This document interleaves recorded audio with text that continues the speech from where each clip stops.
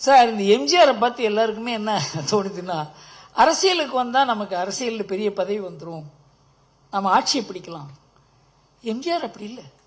எம்ஜிஆருக்கு ரெண்டு முக்கியமான அவருக்கு அட்வான்டேஜஸ் இருந்தது. ஒன்று அந்த திமுகவுக்குள்ளேயே ஒரு கட்சி வளர்ந்தது அவருக்கு, அவருடைய ரசிகர் மன்றம். அது ரசிகர் மன்றம் கட்சிக்கு வெளியில் இல்லை. அவங்க பூத் மெயின்டெனன்ஸ்லேருந்து அவங்க எலெக்ஷனில் நிற்கிறதுலேருந்து அது ஒரு தனி பொலிட்டிக்கல் பார்ட்டியாகவே உள்ளே இருந்தது. அவர் வெளியில் வந்த உடனே ஒரு political party, readymade political party இருந்தது, யாருக்குமே இல்லை. நான் ரஜினியோட இதை பற்றி பேசியிருக்கேன். அவர் அரசியலுக்கு வரணும்னு சொன்னபோது இதெல்லாம் பேசும்பொழுது, சார் உங்களுக்குன்னு ஒரு அமைப்பு இல்லாத இந்த ரசிகர் மன்றத்தை மாத்திரம் வைத்து ஒரு கட்சி நடத்த முடியும் என்று எனக்கு தோன்றவில்லைன்னு நான் சொல்லியிருக்கேன் அவர்கிட்ட. வெளியில் எல்லாரும் என்ன நினச்சாங்க, நான் அரசியலை அவர் இழுக்கிறேன்னு நினச்சாங்க. கிடையாது, அவருக்கு ஆலோசனை தான் கூறினேன் நான். அதனால எல்லாரும் என்ன நினைக்கிறாங்க, நமக்கு கூட்டம் வந்தாக்க நாம ஒரு கட்சி நடத்தி விடலாம். அது மாதிரி ஏமாந்தவர் தான் கமலஹாசன். எங்கிட்ட பேசினார், பிரைவேட் கான்வர்சேஷன் தான், கொஞ்சம் சொல்லலாம் இருக்கேன். நான் கேட்டேன், சார் நீங்க 5 பேர் இருக்காங்களா சார் நீங்க நம்புற மாதிரின்னு கேட்டேன். 5 பேர். ஆனா உன் நாணயமா இல்லைன்னு சொல்றாரு. முதல்ல என்னதான் கூப்பிட்டு கேட்டார். பல பேர் கேட்டுக்கலாம், ஆனால் என்ன முதல்ல ஆரம்பத்திலே கேட்டார். நான் சொன்னேன், அப்போ நீங்கள் கட்சி ஆரம்பிக்காதீங்க சார் சொன்னேன். 5 பேர் நம்பிக்கையா இல்லைன்னா ஒரு கட்சி ஆரம்பிச்சா எப்படி நடக்கும்? அதனால இதெல்லாம் ஒரு ஃபோர்தாட் இல்லாத, கற்பனை இல்லாத, பவர் கையில் வந்தால் என்ன ஆகும், என்ன மாதிரி ஆள்லாம் நம்ம சுற்றி இருக்கான், அவன்லாம் என்ன செய்வான், இந்த மாதிரி ஒரு சிந்தனை இல்லாத ஒரு போக்கு இருக்கிறதுனால கூட்டம் சேருவதால் மாத்திரம் ஒரு கட்சி அமைக்க முடியாது என்பதை நிறைய பேர் பார்த்துருக்கோம். ஓரளவுக்கு சக்சஸ் ஆனது விஜயகாந்த், அவராலையும் முடியாத போச்சு. அதனால கூட்டத்தால் மாத்திரம் இன்றைக்கு ஒரு கட்சி அமைக்க முடியாது என்பதற்கு கமலஹாசன் உதாரணம்.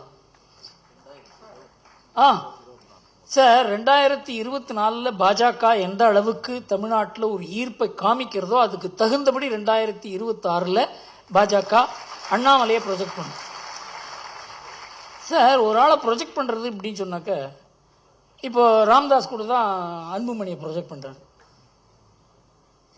அன்புமணிக்கே ஒரு கூச்சமாக போச்சு. அந்த முறை இந்த துக்ளக்கில் ஆண்டு விழாவில் அவர் அழைத்திருந்தோம். அவருக்கு என்ன பண்ணுறதுன்னே புரியல. அவர் தான் முதலமைச்சர் கேண்டிடேட் அப்படின்னு சொல்லி பிஎம்கே சொல்லியிருக்கு. தயாரிப்பு இல்லாத அண்ணாமலையை அனௌன்ஸ் பண்ணுறது எந்த அளவுக்கு உச்சிதம்ங்கிறத பாஜக முதல்ல, அவங்களுடைய தயாரிப்பு தான் முக்கியம். அண்ணாமலை ரெடி, கட்சி அப்படிங்கிறது பின்னால் தான் பார்க்கணும். ஓகே, அதனால அண்ணாமலை முதல்வர் வேட்பாளராக வர வேண்டும் என்பதில் என்னை விட தீவிரமாக யாரும் இருக்க முடியாது. ஆனால் அதுக்கு வேண்டிய தயாரிப்பு இல்லை என்றால் அதன் மூலமாக நல்லது நடக்குமா கெடுதல் நடக்குமா என்பதையும் நாம் யோசிக்க வேண்டும். ஆனால் என் மனதில் பாஜகவினுடைய வளர்ச்சி இந்த வருகிற 2 ஆண்டுகள் எப்படி இருக்கோ அதுக்கு தகுந்த மாதிரி இந்த முடிவு ஏற்படும் என்று தோன்றுகிறது.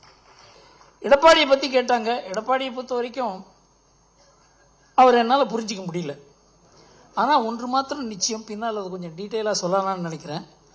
திமுக எதிர்ப்புங்கிறது அவருக்கு முக்கியமாக இல்லை. இன்றைக்கு எது அதிமுகவினுடைய ஆத்மாவோ, எது அதிமுகவுக்கு பலத்தை கொடுக்கிறதோ, எது அதிமுகவுக்கு பெருமளவுக்கு இந்த அரசியல் நாட்டம் இல்லாதவர்களுடைய ஆதரவை கூட கொடுக்கிறதோ, வாக்குகளை கூட கொடுக்கிறதோ, அந்த திமுக எதிர்ப்பை அவர் கைவிட்டது அதிமுகவுக்கு பெரிய பலவீனமாக மாறும் என்பதுதான் என்னுடைய அபிப்பிராயம். இவர் போய் தொப்பி போட்டு கொண்டு வந்ததுக்கால விபூதி அழித்து விட்டு அங்கே பிஎஃப்ஐ கான்ஃபரன்ஸில் போவதனால முஸ்லீம்கள் அவர்களுக்கு வாக்கு கொடுப்பாங்கன்னு தோணல எனக்கு. முஸ்லீம்களை மோடிக்கு எதிராக திருப்பி வைத்திருக்கிறது திமுக, அவங்களுக்கு தான் ஓட்டு போடுவாங்கங்கிறது என்னுடைய மனதில் இருக்கிறது. அதிமுக பிளவுபடுமா என்னங்கிறத பற்றி நான் சொல்ல தயாரில்லை. ஆனால் இந்த தேர்தலில் ஒரு பெரிய அதிமுக அடி வந்தது அப்படி என்று சொன்னால் அதற்கு வாய்ப்பும் இருக்கிறது. செய்திகளை உடனுக்குடனும் துல்லியமாகவும் தெரிந்து கொள்ள சப்ஸ்கிரைப் பண்ணுங்க.